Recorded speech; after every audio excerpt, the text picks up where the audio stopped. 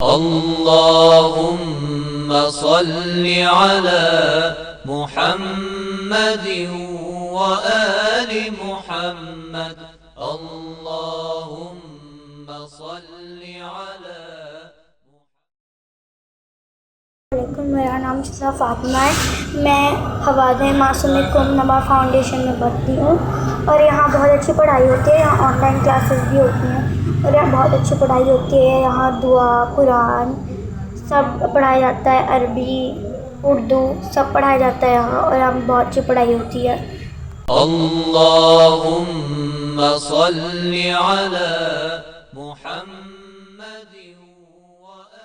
اعوذ باللہ من الشیطان اللعین الرجیم. بسم اللہ الرحمن الرحیم. اللہم صلی علی محمد وآل محمد وعجل فرجہم. ناظرین کرام السلام علیکم ورحمۃ اللہ وبرکاتہ. میں آپ کا میزبان زرغام اعظمی اور آپ سب کا بہت بہت استقبال اور خیر مقدم ہے. حوض معصوم قم نبا فاؤنڈیشن سے جانب کیے گئے نبا انٹرنیشنل کوئز کمپٹیشن میں آپ سب کا بہت بہت خیر مقدم اور استقبال کرتے ہیں. لہٰذا آج پھر کچھ سوال لے کے حاضر ہوئے آپ کی خدمت میں, اور سوالوں کے جواب دینے کے لیے ہمارے ساتھ اسٹوڈیو میں موجود ہیں حجت الاسلام علی جناب مولانا سید مشاہد رضوی صاحب قبلہ. چلیے قبلہ کی خدمت میں چلتے ہیں, کچھ سوال لے کے. قبلہ السلام علیکم ورحمۃ اللہ وبرکاتہ. وعلیکم السلام ورحمۃ اللہ وبرکاتہ.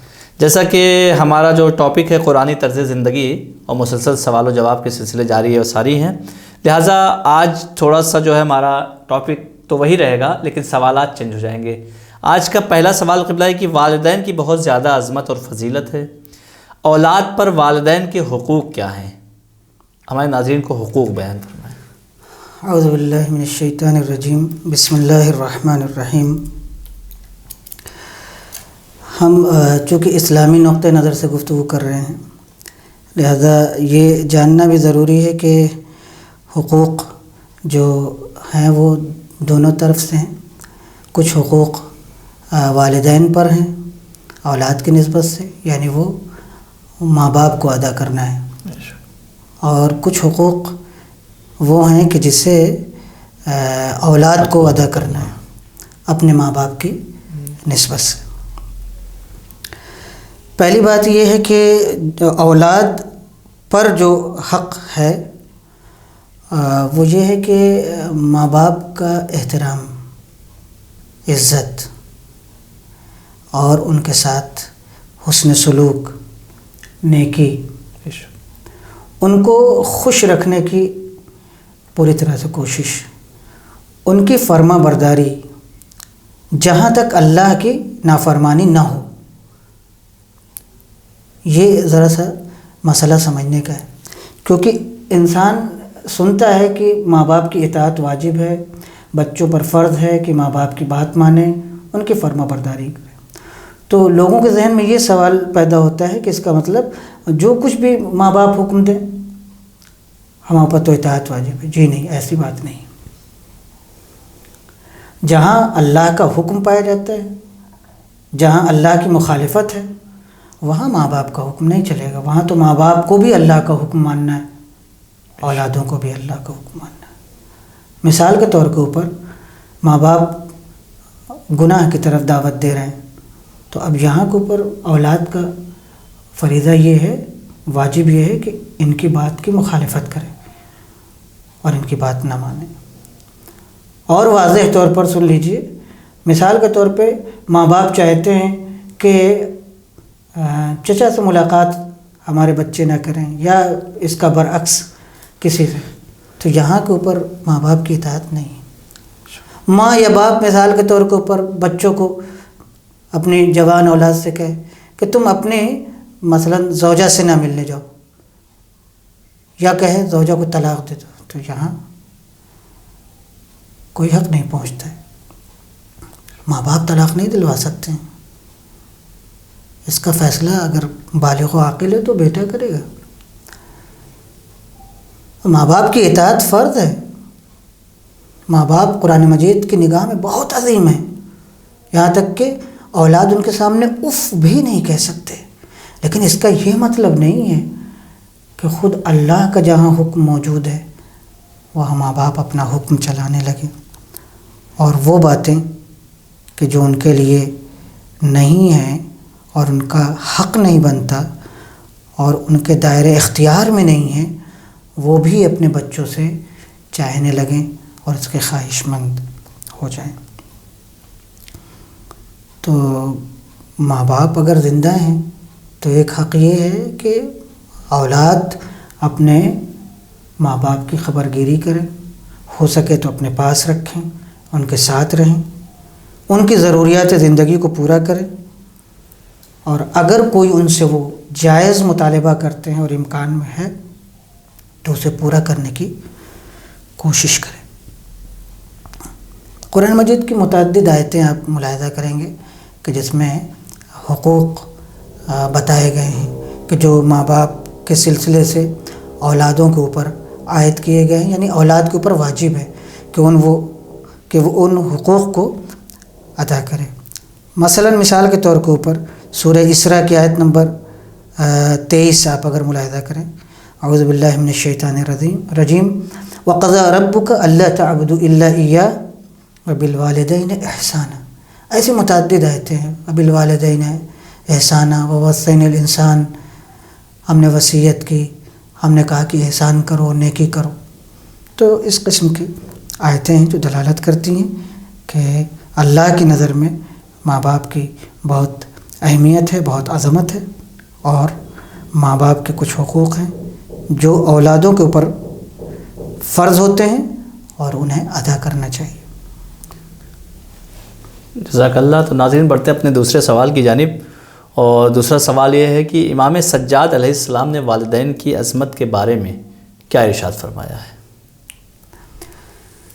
حضرت امام سجاد زین العابدین علیہ السلام آپ کی ایک کتاب ہے اور اس میں بندوں کے حقوق کی ترجمانی ہے، آپ نے اسے بیان کیا ہے۔ اس کو رسالۃ الحقوق کے نام سے جانا جاتا ہے۔ اسی کتاب میں ہمارے امام نے کچھ حقوق کا ذکر کیا ہے، اور صحیفہ سجادیہ جو آپ کی دعاؤں کا مجموعہ ہے، اس میں آپ نے دعاؤں کے طرز پر اپنے چاہنے والوں کو، ملت اسلامیہ کو پیغام پہنچایا۔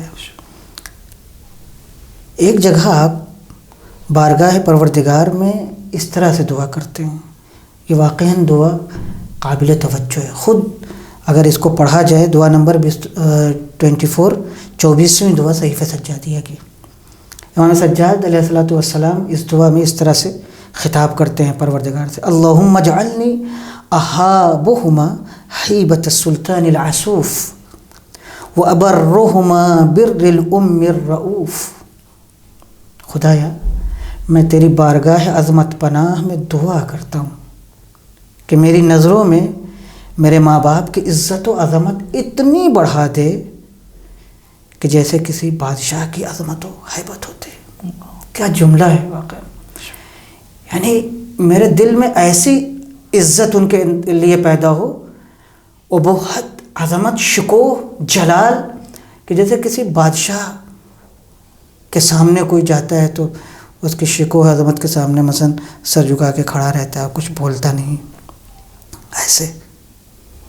اور دوسرا جملہ اسی دعا کا ہے: اور میں ان کی اس طرح خدمت کروں جس طرح ایک مہربان ماں اپنے بچوں کی خدمت کرتی ہے۔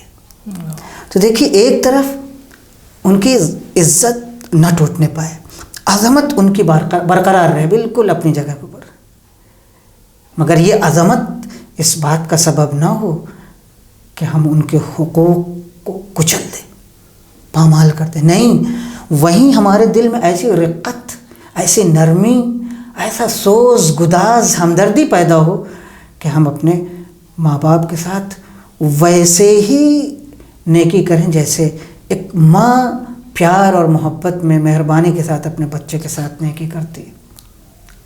دیکھیے، اس سے اندازہ ہوتا ہے کہ امام سجاد علیہ السلام کس قدر اپنے خود ماں باپ سے محبت کرتے تھے، اور جیسا وہ چاہتے تھے ویسے ہی ہمیں بھی وہ چاہتے ہیں کہ ہم بھی بن جائیں۔ یہ صحیفہ سجادیہ کی دعا نمبر 24 میں ہے، اور اس میں اگر ہم پوری یہ دعا ملاحظہ کریں اور دیکھیں تو بہت سارے اور بھی گوشے امام کی زبان سے والدین کی عظمت کے ہمارے سامنے کھل کر کے آئیں گے. اس لیے والدین کے حقوق کو پہچاننا ضروری ہے. اگر ہم ان کے حقوق کو پہچان سکتے ہیں کہ یقیناً پہچان لیں گے تو ہماری ذمہ داری جو ہے وہ آسان ہو جائے گی.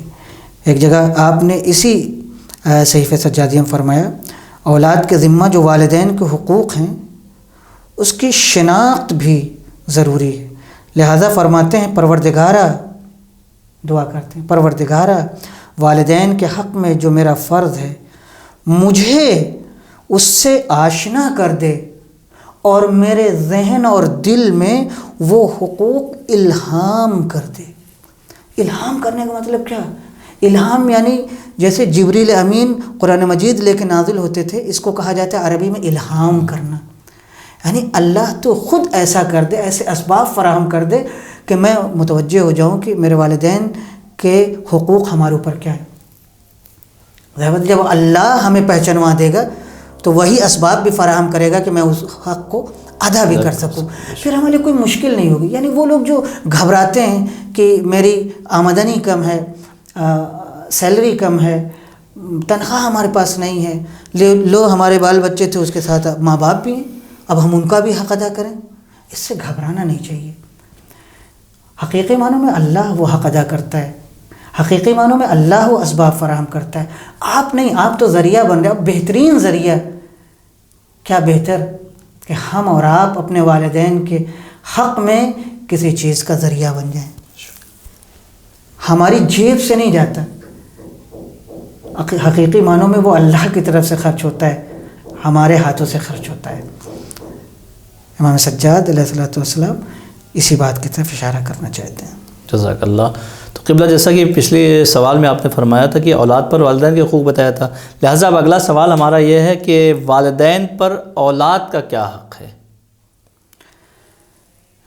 یہ بہت اہم سوال ہے اور جو ماں باپ ہیں وہ یقیناً متوجہ ہوں گے، اور اگر متوجہ نہیں ہیں تو اس گفتگو سے انشاءاللہ متوجہ ہو جائیں گے. لیکن جو لوگ ماں باپ ابھی نہیں ہیں، آئندہ انشاءاللہ بننے والے ہیں، ان کے لیے بہت اچھا موقع ہے کہ ان سب گفتگو اور ایسے لیکچرز کو وہ سنیں تاکہ جب وہ بحیثیت باپ زندگی میں قدم رکھے تو ان کو احساس ہو کہ کوئی ہمیں ذمہ داری مل رہی ہے اور ہم اس کو ادا کر سکتے ہیں. پہلا، اس کئی حق ہیں، اہم ترین میں بتا رہا ہوں آپ کو یہاں پہ جتنا وقت ہے. اہم ترین حقوق جو ماں باپ کے اوپر اپنی اولاد کی نسبت سے، یعنی ماں اور باپ پر ضروری ہے کہ یہ حق ادا کریں. پہلا حق یہ ہے کہ اپنے بچوں کا اچھا سا نام رکھیں. اچھا سا نام رکھنے کا مطلب کیا ہے؟ یعنی بولنے میں بھی اچھا ہو، معنی بھی اس کے ہو. ایسا نام نہیں رکھنا چاہیے کہ جو الٹا پلٹا ہو، بے مفہوم ہو. آج کل بہت سارے ایسے نام آپ کو سنائی دے، اس کا کوئی معنی نہیں، کوئی مفہوم نہیں. اب میں لینا نہیں چاہتا ہوں چونکہ بہت سارے لوگوں کے نام ہو چکے ہیں. کوئی اب ایسے بھی نام ہیں کہ بعض لوگوں نے قرآن مجید سے نکالا ہے مگر پتہ نہیں کیسے نکالا ہے، کیا نکالا، بے معنی ہے. مثلا آپ کہیں الف، آپ کہیں اے، آپ کہیں زیڈ، تو اس کے کیا معنی ہے؟ ایسے قرآن مجید کے بعض لوگوں نے نام نکال لیے، حرف رکھ دیا ہے نام میں. نہیں، بامانہ. بھائی لڑکی ہے، کتنا اچھا نام ہے. ہماری شہزادی کا نام فاطمہ ہے، بطول ہے، زہرا ہے، عذرا ہے، مرضیہ ہے، راضیہ ہے، حورہ ہے، انسیہ ہے، فاطمہ ہے. کتنے بہترین نام ہیں. بقول آغا قراتی کے کہ اگر ہمیں اللہ 10 لڑکی دیتا تو میں ہر لڑکی کا نام فاطمہ رکھتا. Fatima number 1، Fatima number 2، Fatima number 3، Fatima مثلا زہرا، زہرا فاطمہ، اور فاطمہ بطول، بطول فاطمہ. مطلب کیا بہترین نام ہے.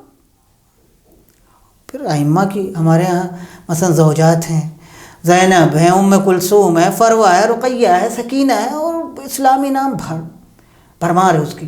اسی طرح لڑکوں کے نام، ہمارے حدیث ہے کہ اگر اللہ تم کو لڑکا عطا کرے تو تم رسول خدا کے نام پر اس کا نام رکھو. کم سے کم 1 ہفتہ رسول خدا کا نام اس پر ہونا چاہیے. چاہے آپ بعد میں وہ نام ہٹا دیں، آئندہ پیغمبر خوش ہوں گے قیامت میں. لہذا محمد بہترین نام ہے، احمد بہترین نام ہے، علی بہترین نام ہے، سجاد، جعفر، تقی، نقی، حسن، حسین، شبیر، شبر، ایلیا، بہترین.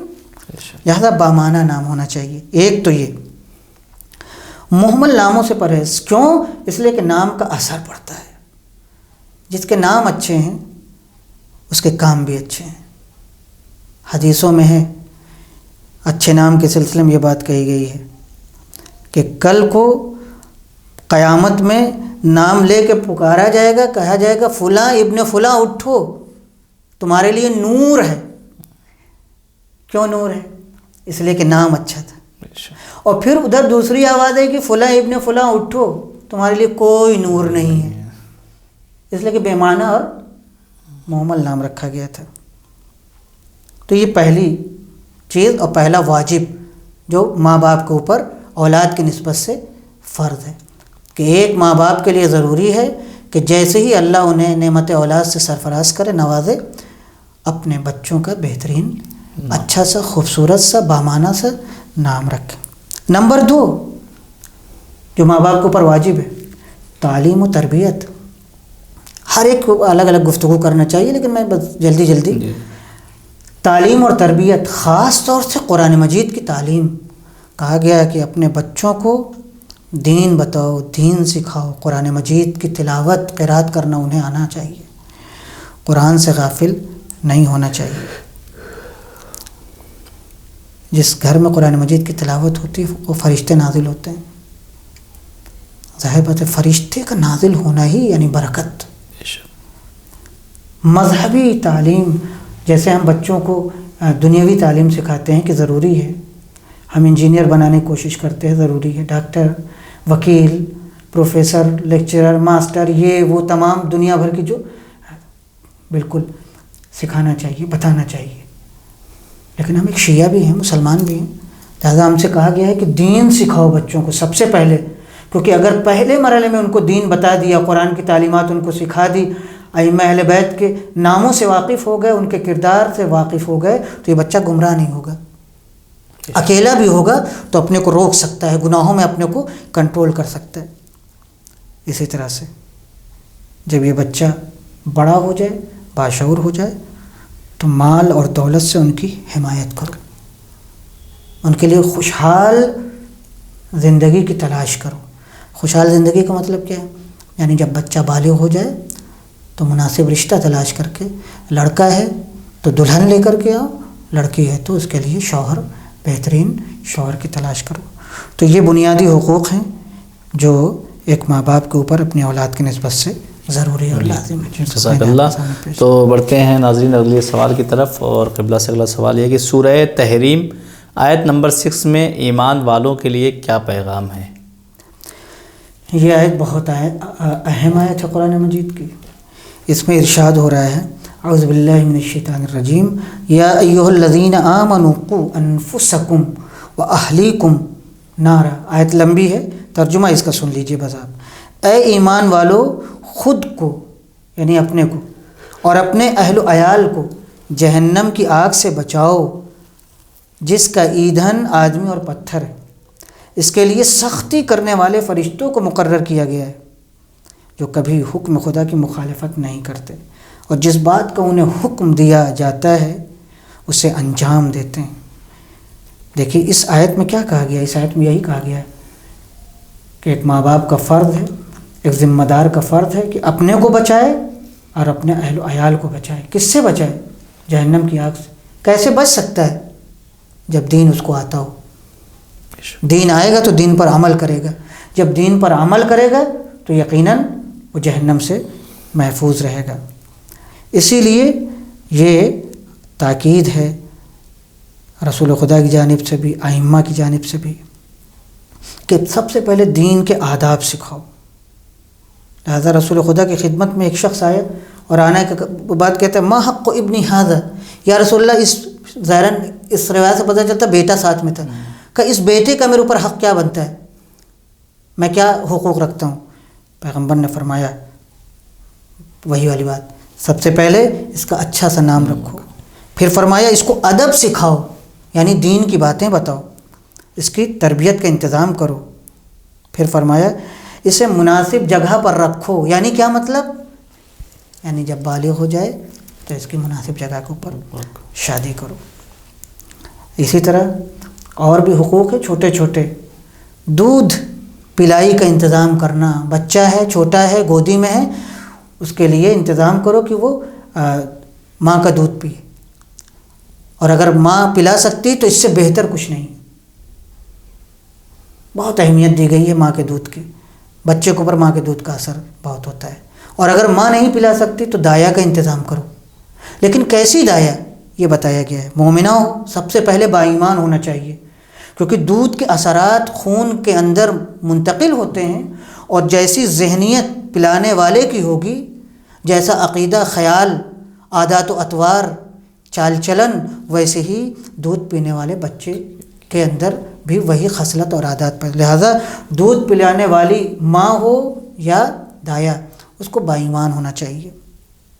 دوسری چیز یہ ہے عقل مند ہونا چاہیے. کسی بیوقوف کو دودھ پلانے کے لیے نہیں لانا چاہیے، کیونکہ بچہ بیوقوف ہو جائے گا. نہ سمجھی. اسلام سمجھنے کو اہمیت دیتا ہے. کہتا ہے سمجھو، کہتا ہے فکر کرو. اللہ کہتا ہے فکر کر کے، غور کر کے پھر مجھے مانو. میں تمہاری آنکھ بند کر کے عبادت کو پسند نہیں کرتا، جاہلانہ تمہاری عبادت کو نہیں پسند کرتا. میں خود عالم ہوں، میں خود عقل کا پیدا کرنے والا ہوں. میں چاہتا ہوں تم اپنے عقل کو استعمال کرو. لہذا دایا کے لیے بھی شرط ہے کہ عقل مند دایا ہو اور ماں عقل مند ہو. یعنی شادی سے پہلے سوچ لینا چاہیے کہ بے وقوف عورت آ رہی ہے گھر میں یا عقل مند آ رہی ہے. یہ ہونا چاہیے. نمبر 3، محبت اہل بیت اس کے دل میں ہو. یعنی محب اہل بیت ہو. ہر کس و ناکس کو ماں نہیں بنانا چاہیے. ہر کس و ناکس کے ساتھ آج فیشن میں، جذبات عشق میں، جو بھی کہہ لیجیے، کسی کو بھی لوگ اپنے گھر میں گھر بسانے کے لیے لے آتے ہیں، لیکن دور اندیش نہیں ہوتے. سوچتے نہیں کہ اس کا اثر ہماری اولادوں پر، پھر اولادوں کے ذریعے ہمارے اوپر اور ہماری نسل کے اوپر، اور پھر اس کے بعد آخرت. کہ آخرت ماں باپ کے لیے بھی ہے، اولادوں کے لیے. لہذا مومنہ ہونا چاہیے، عقل مند ہونا چاہیے، محب اہل بیت ہونا چاہیے. اور ایک حق اور بھی ہے. وہ حق یہ ہے کہ 7ویں دن اس کا عقیقہ کیا جائے. سر گھٹانا واجب نہیں ہے. اصل میں قربانی دینا ضروری، واجب نہیں، معاف کیجیے گا، سنت ہے. قربانی کو دینا اس لڑکے یا اس لڑکی کی نیت سے. اور اگر سر گھٹا دے تو کیا کہنا، صدقہ دے دے تو کیا کہنا. اور اگر لڑکا ہے تو عقیقے کے ساتھ ساتھ 7ویں دن ختنہ. یہ ختنے میں بڑی مشکل ہے، ہمارے یہاں رسم ہوتی جا رہی ہے.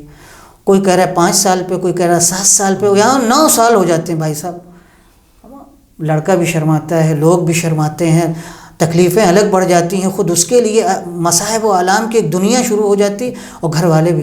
لیکن جن بچوں کے ختنے 7ویں دن ہو جاتے ہیں جیسے خروچ، اس کے بعد ٹھیک بھی ہو جاتا ہے کچھ بھی. ہاں ٹھیک ہے، آپ دولہا بنائیے، وہ بعد میں دولہا بھی بنا سکتے، کیا مشکل ہے. ایک فنکشن سارے ارمان بعد میں نکالے جا سکتے ہیں. لیکن اسلام دیکھیے آپ کو کتنا اچھا سوچاتا ہے. ہم نے رسم بنا لیا ہے.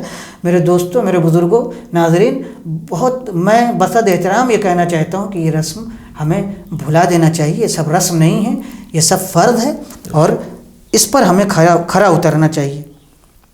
بس میں اتنا ہی کہنا چاہوں گا کہ یہ فرائض ہیں جو ماں باپ کے اوپر ہیں. وہ اگر اپنے بچوں کے تئیں اس کو محسوس کرتے ہیں تو وقت کے اوپر اگر اسے انجام دیں گے تو دونوں کو فائدہ پہنچے گا. جزاک اللہ قبلہ. تو ناظرین ہم بڑھتے اپنے سوال کی طرف پھر بہت جلدی، چونکہ دامن وقت میں گنجائش نہیں ہے زیادہ. قبلہ اگلا سوال یہ ہے کہ نبی نے فرمایا اپنے بچوں کی تربیت محبت علی پر کرو. اس کے بارے میں تھوڑی سی وضاحت فرمائیں آپ. بہت پیارا سوال ہے آپ کا. پیغمبر نے بارہا اہل بیت کو پہچانوایا بھی، اور ان کے لیے وصیت بھی کی ہے تمام مسلمانوں سے. تنہا ہم سے نہیں مطالبہ ہے، اور دعویٰ بھی سب کا یہی ہے کہ ہم اہل بیت سے محبت کرتے ہیں. شیعہ، سنی، سب کا دعویٰ ہے، کیونکہ اہل بیت کی محبت کے بغیر تو ایمان کامل نہیں ہو سکتا ہے. یہ پیغمبر کی مسلمہ حدیث میں سے، اور فریقین یعنی شیعہ سنی حضرات سب نے لکھا. لیکن یہ حدیث دلچسپ ہے کہ مولا رسول خدا صلی اللہ علیہ وسلم نے فرمایا ہے ادبوا اولادکم علی حب علی، اپنے بچوں کی تربیت محبت علی پر کرو۔ یعنی کیا مطلب؟ یعنی آپ اپنے بچوں کی جو پرورش کر رہے ہیں، خصوصاً مائیں، ہماری بہنیں، خواتین، وہ لوریوں میں کہ الحمدللہ ہمارے قوم میں اتنی بیدار عورتیں ہیں کہ نام رسول خدا، نام علی، نام فاطمۃ الزہرا سلام اللہ علیہا، نام ائمہ اطہار کے اوپر اپنے بچوں کو لوریاں سناتی ہیں اور مجلسوں کے کوٹیشن سناتی ہیں، نوحے سناتی ہیں، سورے پڑھتی ہیں، قصیدے سناتی ہیں۔ یہ بہترین چیز ہے۔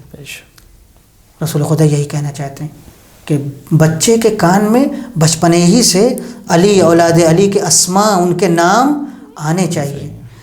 کیوں؟ اس لیے کہ اگر بچے کے دل میں محبت اہل بیت ہے تو سمجھ لو کہ وہ بچہ پاک و پاکیزہ پیدا ہوا ہے۔ اس کی ماں پاک و پاکیزہ تھی، اس نے خیال رکھا، اس نے امانت داری کا ثبوت دیا۔ حدیثوں میں ہے وہ بچے جو اہل بیت سے دشمنی کرتے، واقعاً دشمنی جس کو کہا جاتا ہے، یقین کرو کہ وہ طاہر الولادت نہیں ہے، کیونکہ جس کی طہارت ہے، جو پاکیزہ طہارت والا ہے اور ولادت جس کی صحیح اور درست ہے، وہ اہل بیت کا دشمن نہیں ہو سکتا۔ اور جو اہل بیت سے دشمنی کرے گا وہ طاہر الولادہ نہیں ہو سکتا۔ لہذا پیغمبر یہ کہنا چاہتے ہیں، یہ بتانا چاہتے ہیں کہ اہل بیت کی محبت، علی کی محبت انسان کو نجات دیتی ہے اور ذریعہ نجات ہے۔ ایک مومن کے لیے علی کی محبت بہت بڑی چیز ہے، اور جب مومن اہل بیت سے آشنا رہے گا، علی علیہ السلام سے آشنا رہے گا، ضرور ان کے کارنامے، ان کے کردار، ان کی رفتار، ان کی نہج البلاغہ، ان کی حکومت، ان کی باتوں سے بھی آشنا ہوگا، ضرور زندگی میں چینجنگ آئے گی اور یہ سماج کا بہترین انسان بنے گا، جس کو ہم مومن بھی کہہ سکتے ہیں، ایک اچھا باشندہ بھی کہہ سکتے ہیں۔ جزاک اللہ۔ تو ناظرین بڑھتے ہیں اپنے آخری سوال کی جانب، اور آخری سوال یہ ہے کہ مادی حمایت کا کیا مطلب ہے، اس کی وضاحت فرمائیں۔ ہاں، یعنی آپ یہ کہنا چاہتے ہیں کہ یہ جو فریضہ ہے ماں باپ کے اوپر اپنے بچوں کی نسبت سے، اس میں ایک چیز یہ بھی ہے کہ ماں باپ کو چاہیے کہ اپنے بچے کی اولاد کی مدد کریں اور ان کو سپورٹ دیں زندگی میں، مال سے، دولت سے، ثروت سے۔ ظاہر بات ہے کہ ماں باپ میچورڈ ہوتے ہیں، وہ سرپرست ہیں اور وہ کما رہے ہیں، تو انہیں چاہیے کہ جب تک بچے کمزور ہیں، باشعور نہیں ہو جاتے، اپنے پیر پہ کھڑے نہیں ہو جاتے، ان کی امداد کریں۔ یعنی اس کا ایک مطلب یہ نکلتا ہے کہ بچہ جب تک اپنے پیر پہ کھڑا نہ ہو جائے اور ماں باپ اس کی مدد کر سکتے ہیں تو اس کی زندگی کو ویران نہ ہونے دیں، برباد نہ ہونے دیں۔ اتنی زحمت کی ہے، اتنی اور زحمت کیجیے کہ اس کا سپورٹ کریں آپ مکمل۔ سپورٹ کا ایک مطلب یہ ہے کہ آپ اپنے تجربے، اپنے علم سے فائدہ اٹھا کر کے اس کی مناسب جگہ شادی کیجیے اور وقت پہ شادی کیجیے۔ مالی تعاون اور مالی حمایت کا ایک مطلب یہ ہے، فرق نہیں کرتا چاہے وہ لڑکا ہو چاہے لڑکی ہو۔ ہمارے سماج کی مشکل یہ ہے کہ اسلام تو بہت سادے قوانین دیتا ہے، ہم اس کو سخت بنا لیتے ہیں۔ اسلام کہتا ہے بچہ بچپنے میں تعلیم اور تربیت چاہتا ہے، اس کا انتظام کرو، بڑے ہونے پر صحیح جگہ شادی اس کی زندگی کا تقاضا ہے۔ تو وقت کے اوپر شادی کرنا یہ خود ایک بہت بڑی حمایت ہے اولاد کی۔ وقت کے اوپر سب کی شادی ہو گئی، کوئی مشکل نہیں ہے، شادی ہو بھی سکتی ہے، لیکن جھوٹی چیزوں میں لگ کر کے اماں کا خیال یہ ہے، پھپھو کا خیال یہ ہے، چاچی یہ کہتی ہیں مثال کے طور پہ، اور ہم کو یہ پسند ہے، ان کو یہ نہیں پسند ہے، اس سب میں نہیں۔ آپ یہ کیوں نہیں محسوس کرتے کہ اس کی عمر آ چکی ہے، وہ شرم میں، حیا میں اپنی بات کو نہیں آپ کے سامنے رکھتا؟ تو اس کا جائز فائدہ اٹھانا چاہیے، ناجائز فائدہ نہیں اٹھانا چاہیے۔ میں نہیں کہتا ہوں ناجائز فائدہ لوگ اٹھاتے ہیں، لیکن میں یہ سمجھتا ہوں کہ موجودہ دور میں لوگ غفلت کے شکار ہو جاتے ہیں، رسومات کے چکر میں اہم زندگی کا حصہ جب بچے کی شادی ہو سکتی تھی اور وہ اپنا گھر بسا سکتا تھا یا بسا سکتی تھی، اس وقت اسے وہ چھوڑ دیتے ہیں اور بعد میں اس کے لیے مشکلات کھڑی ہوتی ہے۔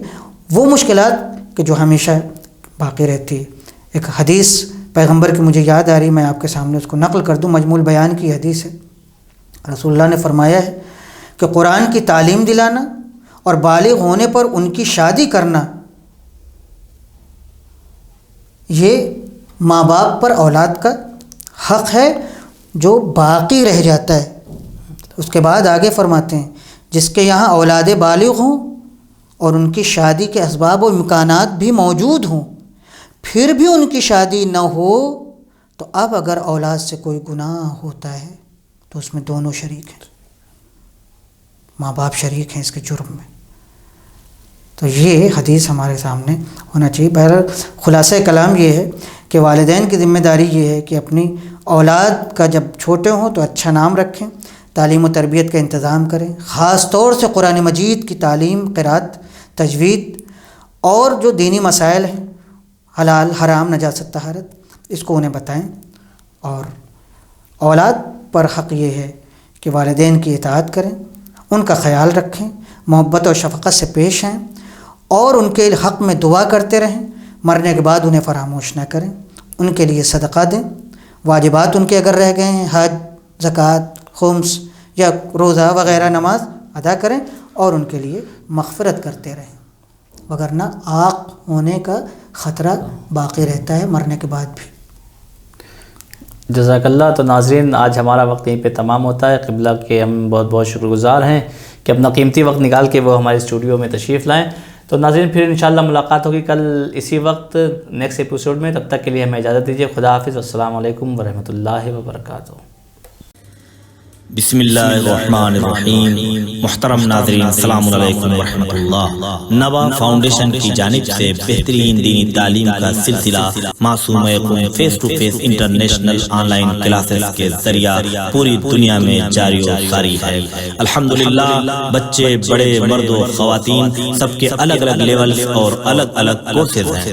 چلڈرن کلاسز میں ایکسپرٹ ٹیچرز کے ذریعے اردو، عربک، احکام، ترجمہ قرآن، دینیات، تجوید، قرات قرآن، حفظ، اخلاق، دعا اور خطابت سکھائی جاتی ہے. بڑے لوگوں کے لیے کلاسز میں تجوید قرآن، نہج البلاغہ، حسن تلاوت، ترجمہ و تفسیر قرآن، احکام، عقائد، خطابت، دعا اور تاریخ جیسے اہم موضوعات کی تعلیم دی جاتی ہے. سارے سرٹیفکیٹ المصطفیٰ انٹرنیشنل یونیورسٹی کی جانب سے دیے جاتے ہیں.